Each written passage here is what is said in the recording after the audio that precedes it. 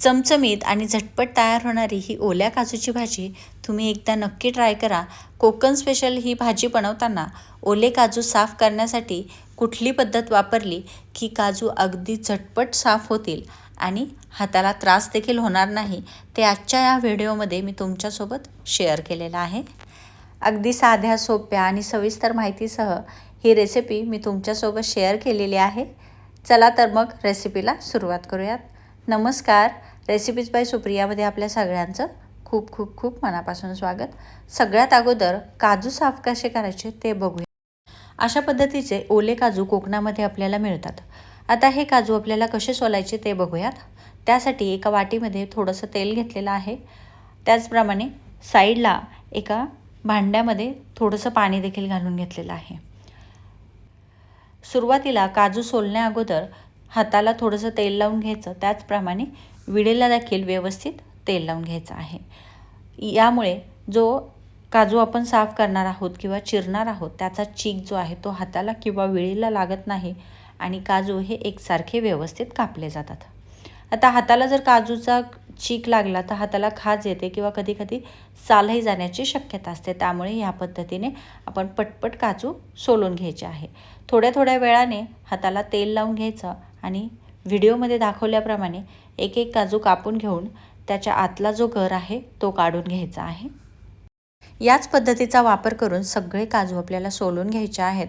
काजू सोलून घेतले की ते मी स्वच्छ धुवून त्यामध्ये गरम पाणी घालून घेतलेलं आहे.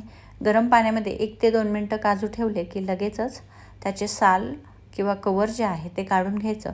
जास्त वेळ जर आपण यामध्ये काजू ठेवले तर ते मऊ पडण्याची शक्यता असते. सगळे काजू याच पद्धतीने साफ करून घेऊयात. आता सोललेले काजू मी साईडला ठेवून घेतले आणि ग्रेव्हीची तयारी करून घेऊयात. त्यासाठी 2 मीडियम साईजचे उभ्या आकारामध्ये बारीक कापून घेतलेले कांदे, 1 मीडियम साईजचा टोमॅटो, जेवढा कांदा घेतला त्याच्या अर्धे आपल्याला टोमॅटो घ्यायचे आहे. त्यानंतर थोडंसं आलं, 5 ते 6 लसणाच्या पाकळ्या आणि 1 टेबलस्पून इतकं खोबरं घ्यायचं आहे. मुठभर कोथिंबीर आणि थोडेसे ओले काजू देखील मी या ठिकाणी वाटणामध्ये वापरणार आहे. जर ओले काजू नसतील तर त्याऐवजी भिजत घातलेले काजू देखील तुम्ही वापरू शकता. आता याची आपल्याला ग्रेव्ही तयार करून घ्यायची आहे. त्यासाठी एका कढईमध्ये थोडंसं तेल घालून घ्यायचं. त्यावरती बारीक चिरून घेतलेला कांदा, उभा बारीक कांदा कापून घेतला की तो पटकन परतला जातो आणि ग्रेव्ही बनवायला जास्त वेळ देखील लागत नाही. आता हा कांदा आपल्याला 1 मिनिटभर व्यवस्थित परतवून घ्यायचा आहे. त्यानंतर यामध्ये खडे मसाले घालायचे. तर तुमच्या आवडीनुसार खडे मसाले या ठिकाणी घालू शकता. मी 2 लवंग, 1 बडी वेलची, तमालपत्र, दालचिनी, स्टारफूल घालून घेतलेला आहे. आता कांदा छान गोल्डन रंगाचा होईपर्यंत व्यवस्थित खड्या मसाल्यासोबत परतवून घ्यायचा आहे. कांदा परतला की मग यामध्ये बारीक चिरून ठेवलेलं खोबरं, आलं, लसूण आणि टोमॅटो देखील घालून घ्यायचं आहे. आता हे सगळं आपल्याला व्यवस्थित 1 मिनिटभर परतवून घ्यायचं. यासोबत तुम्हाला हवं असेल तर थोडंसं मीठ देखील टाकून घेऊ शकता. त्यानंतर छान टेस्ट यावी आणि थिकनेस यावा यासाठी 1 अर्धा चमचा खसखस देखील घालून घेतलेली आहे. जर खसखस तुम्हाला घालायची नसेल तर त्याऐवजी 1 चमचा मगजबी देखील या ठिकाणी तुम्ही वापरू शकता. आता ही खसखस घातल्यानंतर 1 मिनिटभर व्यवस्थित परतवून घ्यायचं.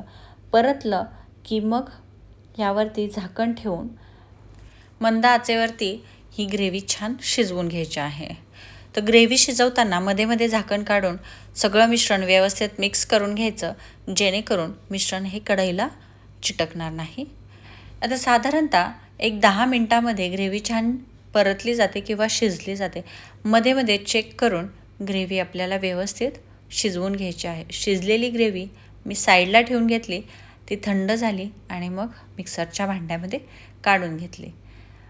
तर मिक्सरच्या भांड्यामध्ये सगळी ग्रेव्ही काढून घेतली की मग यामध्ये थोडीशी कोथिंबीर घालून घ्यायची आणि काजू देखील यामध्ये घालून घ्यायचे आहे.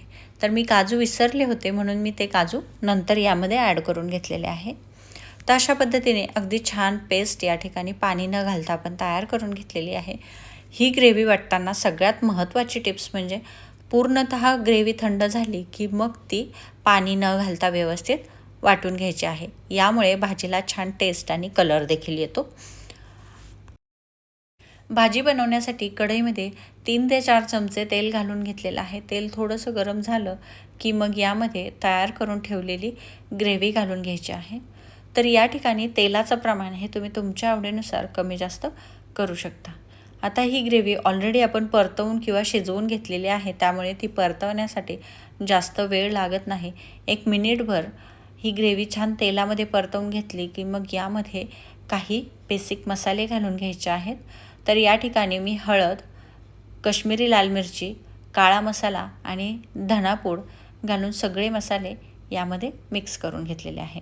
तर मसाले म्हणाल तर घरामधले कुठलेही तुमच्या साठवणीतले मसाले वापरून ही भाजी तुम्ही अगदी सहज सोप्या पद्धतीने तयार करू शकता.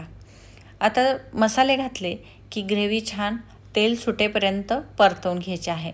अवघ्या 1 ते 2 मिनटामध्ये ग्रेव्हीला छान तेल सुटलेलं आहे आणि ग्रेव्ही देखील व्यवस्थित परतलेली आहे.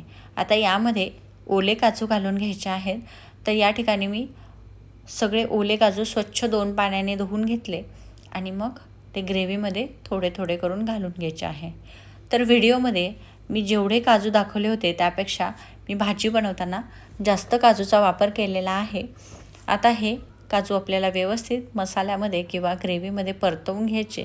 मग यामध्ये चवीनुसार मीठ घालून 1 मिनिटभर सगळे काजू मसाल्यांमध्ये जर आपण परतवून घेतले तर त्याला छान फ्लेवर येतो आणि भाजी खाताना काजूची टेस्ट ही वेगळी लागत नाही. आता मसाले व्यवस्थित परतवून घेतले की मग यामध्ये गरम पाणी घालून घ्यायचं आहे. ओल्या काजूची भाजी बनवताना शक्यतो गरम पाण्याचा वापर करायचा आहे. यामुळे काजू लवकर शिजतात, भाजीला तरी छान येते आणि भाजीची चव देखील छान येते. तर आता तुमच्या आवडीनुसार कन्सिस्टन्सी ॲडजस्ट करून घट्ट पातळ बघून तुम्ही यामध्ये पाणी घालून घ्यायचं आहे. मला थोडीशी ग्रेव्ही ही पातळ हवी होती म्हणून मी पाणी जास्त घालून घेतलं आणि 5 ते 7 मिनटामध्ये काजू हे छान शिजवून घेतलेले आहेत. आता 5 ते 7 मिनटामध्ये ग्रेव्हीसुद्धा घट्ट झालेली आहे आणि काजू देखील छान शिजलेले आहेत. काजू ओले असल्यामुळे ते पटकन शिजतात आणि भाजीला चव देखील छान येते. तर छान अशी तर्रीदार आणि घरगुती साहित्यामध्ये झणझणीत चमचमीत अशी ओल्या काजूची भाजी आपली तयार झालेली आहे. तर ही ओल्या काजूची भाजी भात, भाकरी, चपाती कशासोबतही खाण्यासाठी खूप टेस्टी लागते. तर अशा ह्या कोकणातल्या स्पेशल ओल्या काजूच्या भाजीला ओल्या काजूची उसळ किंवा काजूची उसळ देखील म्हटलं जातं. तुमच्याकडे या भाजीला काय म्हणतात हे कमेंट करून सांगायला विसरू नका. व्हिडिओ आवडला असेल तर लाईक करा, शेअर करा आणि कमेंट करा. अशाच वेगवेगळ्या रेसिपी बघण्यासाठी रेसिपीज बाय सुप्रिया चॅनलला सबस्क्राईब करायला विसरू नका. पुन्हा भेटूयात अशाच एका नवीन रेसिपीसोबत. धन्यवाद.